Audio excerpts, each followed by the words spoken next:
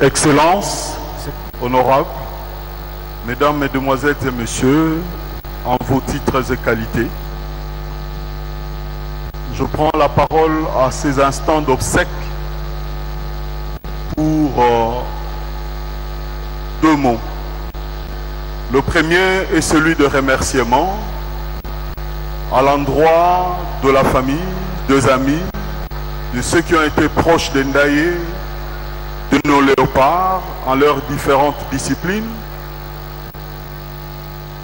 car leur façon d'accompagner le préparatif et l'organisation des obsèques démontre à plusieurs égards un intérêt particulier qu'ils ont accordé tant à l'illustre disparu, au football, mais également à la fierté de notre nation.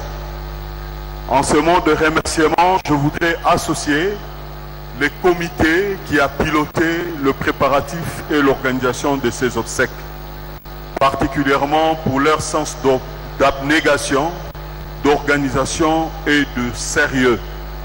Merci aux uns et aux autres qui se sont associés à vous d'une façon ou d'une autre, particulièrement l'ensemble du mouvement sportif, l'ASV Club, la Fédération Congolaise de Football Association et toutes les personnes ressources près de qui vous vous êtes rapprochés afin d'offrir à l'illustre disparu ces obsèques en ces lieux qui petit à petit peut être considérés comme étant les panthéons de nos élites. Le gouvernement au nom de qui je parle a choisi de permettre aux fans et au public congolais de pleurer autrement d'Ndaye. Nous avons l'immortalité. À travers ces obsèques, nous nous sommes sentis également interpellés à plusieurs égards, s'il faut le dire, car des mots que nous avons entendus tout à l'heure interpellent également ceux qui ont suivi tout à l'heure le porte-parole de Léopard. Également, même ceux qui ont pris la parole bien avant.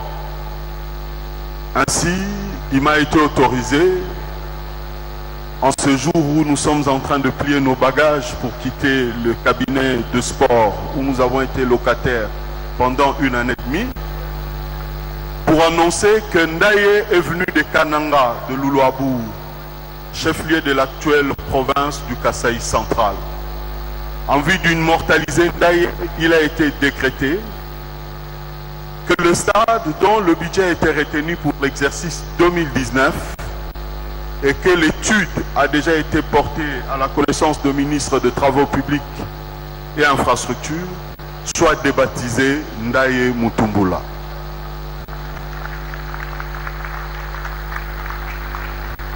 Dans les jours qui viennent, le ministre ayant les Travaux publics et Infrastructures dans ses attributions, ensemble avec une représentation de Léopard, de la famille et le concours du gouverneur de la province du Kasaï central, cette délégation telle que je l'annonce et ainsi constituée procédera à la pose de la première prière et il est prévu que d'ici le 1er mai que les travaux soient déjà engagés. Ça serait un stade de 12 000 places avec un budget prévu de 12 millions de dollars américains. Mais que sert-il d'immortaliser Ndaye, de lui offrir des obsèques telles que nous le vivons, alors que ses coéquipiers, il a été dit ici, croupissent dans la misère? Que valent ces hommages si les survivants, tels que repris ici, sont les uns comme les autres, foudroyés par telle ou telle autre maladie liée souvent à leurs âges, ne sont pas pris en considération.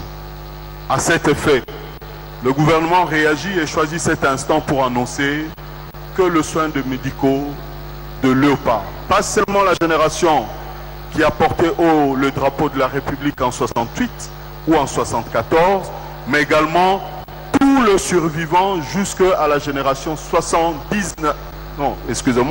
90 doivent bénéficier d'une prise en charge en termes d'une allocation de survie, mais également d'une prise en charge intégrale de soins médicaux.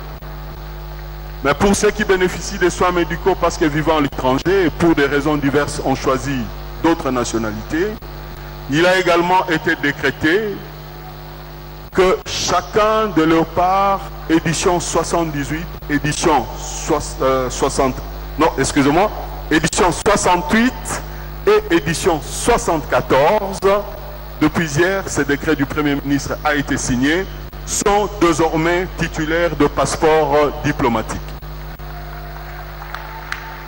Pour ceux d'entre eux qui ont acquis d'autres nationalités, mais qui demeurent congolais de par leur sang et de leur esprit, ils seront également titulaires de ces passeports diplomatiques congolais, mais par respect à leur nationalité adoptée. Dans ces passeports, nous reprendrons leurs nationalités actuelles. D'autres dispositions sont prises, mais je ne puis l'annoncer ici, car le directeur du cabinet du président de la République a été porteur de certains messages qu'il a transmis tant à la famille Ndaye qu'à nous voyons Léopard. À des occasions très précises, il pourrait revenir là-dessus. Une fois de plus, merci aux uns et aux autres. Merci également à la presse sportive qui rend vivante le déploiement de nos athlètes, également de nos mouvements sportifs, sans qui Ndaye ne serait connu et que le 9 buts que nous célébrons aujourd'hui, les recordmen de Ndaye ne serait connu. Nous vous disons merci pour avoir relayé avec dignité et honneur ce qu'a été la vie de Ndaye Mountoubi. Que la suite d'obsèques se poursuive de la manière que la dignité, l'honneur et le prestige que Ndaye a témoigné en faveur de la République soient de mise et que la terre de nos ancêtres lui soit douce et légère. Merci, monsieur le ministre. Nous disons merci Ndaye, merci Ndaye, merci Ndaye.